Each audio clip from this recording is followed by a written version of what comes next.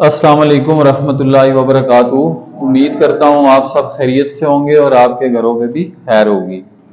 आज जो हमारा टॉपिक ऑफ डिस्कशन है वो इससे रिलेटेड है बेटा कि आप अभी जो मैट्रिक करेंगे और उसके बाद फिर एफए, तो बहुत सारे लोग ये कह रहे होते हैं कि आपका कोई स्कोप नहीं है। आप लोग मुआशरे में ऐसे होते हैं जैसे कोई सबसे कमतर लोग होते हैं, तो ऐसा नहीं है। आपका स्कोप दूसरे लोगों से बहुत ज़्यादा होता है। ठीक है, तो उसको समझने की ज़रूरत है।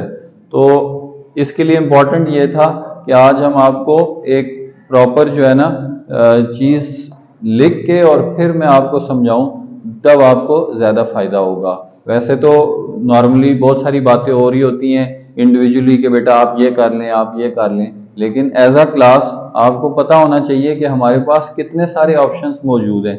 जब भी मैं किसी को कहता हूं कि आप साइंसेस में अच्छा परफॉर्म नहीं कर रहे हैं, आप आर्ट्स पढ़ लें तो ज़िंदगी में ज़्यादा कामयाब हो जाएंगे, लेकिन वो लोग फिर मेरी बात नहीं सुन रहे होते। उनको लगता है कि अगर हम साइंसेस पढ़ेंगे तो हम जिंदगी में ज़्यादा आगे निकल जाएंगे, लेकिन बेटा ऐसा नहीं है। इम्पोर्टेंट तो सबसे ज़्यादा ये है कि आपने जो भी ज़िंदगी में स्किल ले ली है वो आपने अच्छे तरीके से ले ली है। अगर आपने साइंस पढ़ी है और साइंस आपने 40% मार्क्स के साथ पढ़ी है, उसका फ़ायदा नहीं है। वो फिर आपको कभी आगे किसी भी यूनिवर्सिटी में एडमिशन ही नहीं मिलेगा।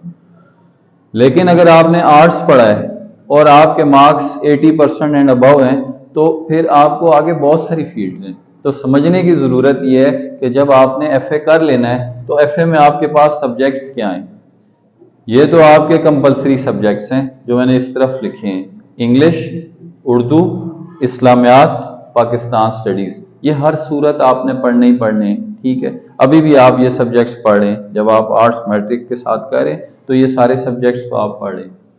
उसके अलावा फिर कुछ इलेक्टिव सब्जेक्ट्स होते हैं कि आपके पास चॉइस होती है कि बहुत सारे, ऑलमोस्ट तकरीबन 24 सब्जेक्ट्स हैं इस वक्त। 24 सब्जेक्ट्स में से आपके पास ऑप्शन होता है कि आप कौन से सब्जेक्ट्स इन सब्जेक्ट्स के साथ रखेंगे और फिर आपने स्टडी करनी है। ठीक है, अब कॉलेजेस में क्या होता है कि उन्होंने अपने तौर पे उसके वो जो है ना कम्बिनेशन बनाए होते हैं कि जी आप आ रहे हैं तो जी बस ये 2 सब्जेक्ट्स आप ले लें। ठीक है, आप अपनी मर्जी का सब्जेक्ट नहीं, तो आपने देखना है कि किस कॉलेज में कौन सा कम्बिनेशन है और मेरा इंटरेस्ट क्या है, मैंने आगे वो सब्जेक्ट्स पढ़ के आगे फलां बीएस में दाखिला लेना है। ठीक है, उनमें जो इम्पोर्टेंट है, वैसे तो ये 24 हैं, लेकिन इम्पोर्टेंट जो है होम इकोनॉमिक्स। इकोनॉमिक्स क्या होती है?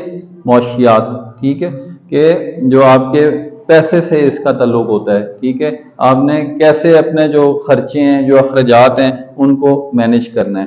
तो होम इकोनॉमिक्स बेसिकली ये आपके लड़कियों के लिए होती है कि घर की मौशियात क्या होती है। नॉर्मली ऐसा ही होता है कि ख़वातीन घर की जो मौशियात है वो चला रही होती हैं, खर्चा वगैरह वही देख रही होती हैं, तो वो उनके लिए।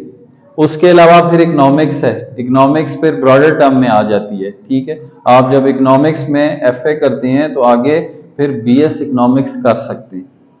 आपके पास ऑप्शन मौजूद होता है कि जो 4 साल डिग्री है यूनिवर्सिटी में, उसमें आप बीएस इकोनॉमिक्स कर सकते हैं।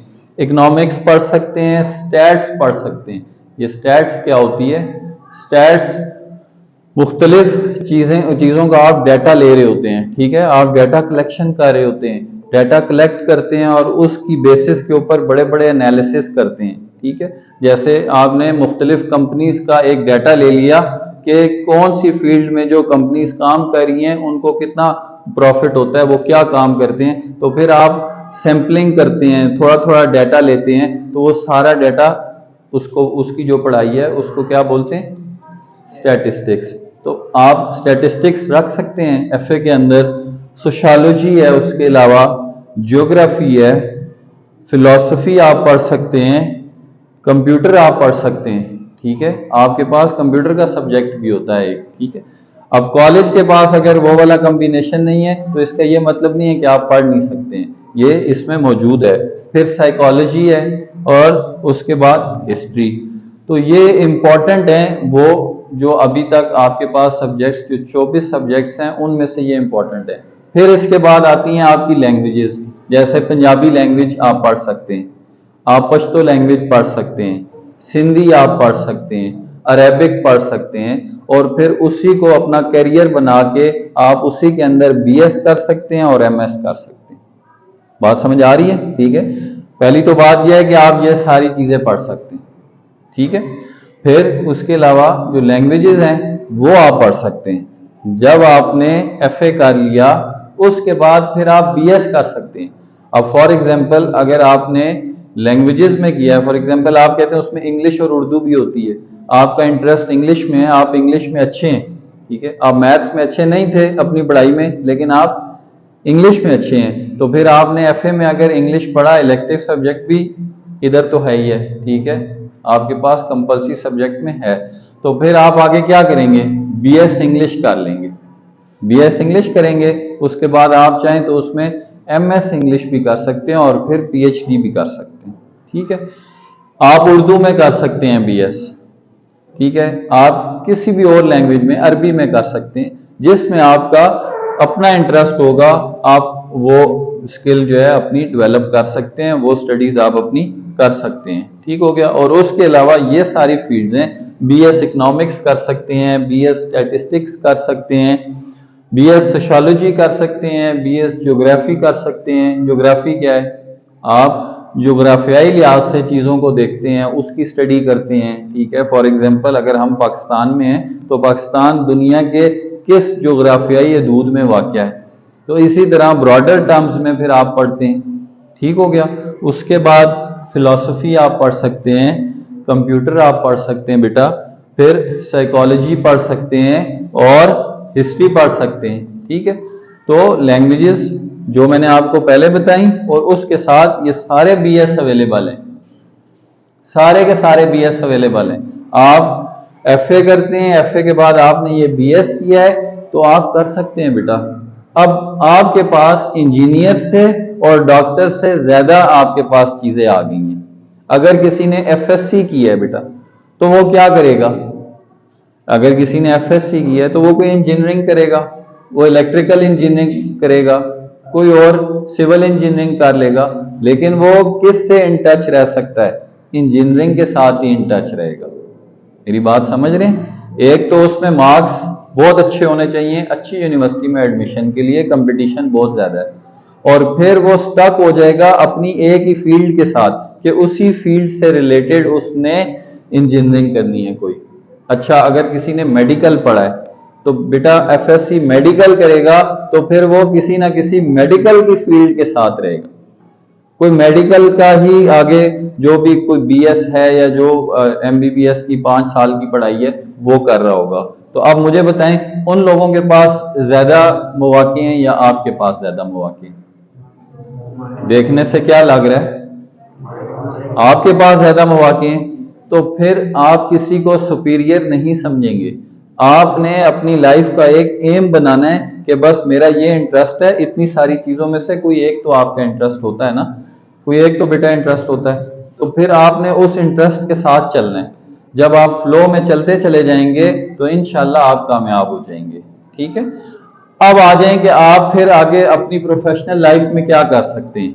बहुत सारी चीजें, बहुत सारी, लेकिन मैंने कॉमन जो इंपॉर्टेंट है आज के दौर में जो चल रही हैं मैंने वो लिख दी हैं आपके सामने।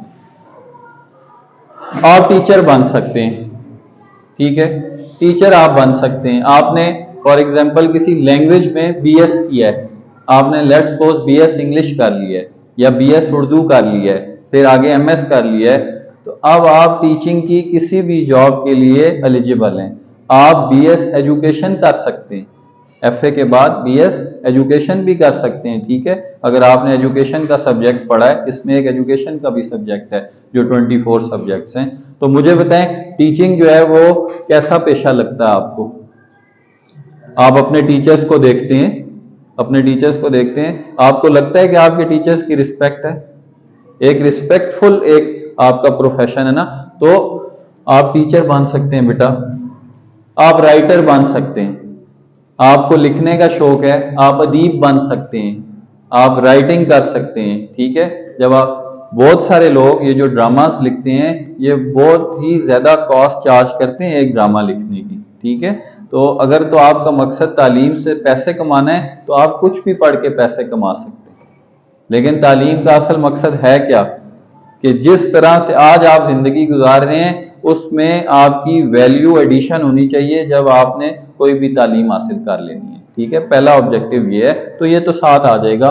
अच्छा, आप जर्नलिस्ट बन सकते हैं। आजकल तो इतने सारे टीवी चैनल्स हैं, ठीक है, लोगों को खबर चाहिए होती है कि कोई भी खबर मिले, और तो आपने अगर जर्नलिस्ट बनना है तो आप जर्नलिस्ट बन सकते हैं। इसके बाद पब्लिक एडमिनिस्ट्रेशन, ये क्या होती है बेटा?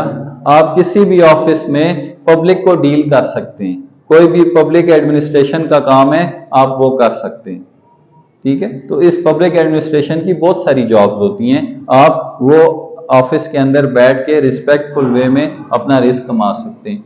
उसके बाद एंकर बन सकते हैं आप, टीवी पे प्रोग्राम आते हैं, ठीक है, एक एंकर बैठे होते हैं और वो बाकी सबसे सवाल कर रहे होते हैं, आप एंकर बन सकते हैं। ठीक है, जब आपने एफए करना है उसके बाद एक डिग्री है बीएस इन मैस कम्युनिकेशन, आप मैस कम्युनिकेशन कर सकते हैं, फिर एमएस कर सकते हैं इसमें, तो आप एंकर भी बन सकते हैं। अगर किसी का रुझान इस तरफ है तो वो एंकर बन सकते हैं। और भी बहुत सारी चीजें हैं बेटा, आप आर्मी में जाना चाहते हैं आप आर्मी में जा सकते हैं।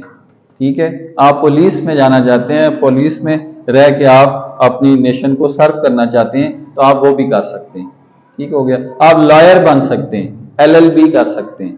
ठीक है, लॉयर, वकील, आप वकील बन सकते हैं, वकील बन के आप उस प्रोफेशन को भी अपना सकते हैं। ठीक हो गया।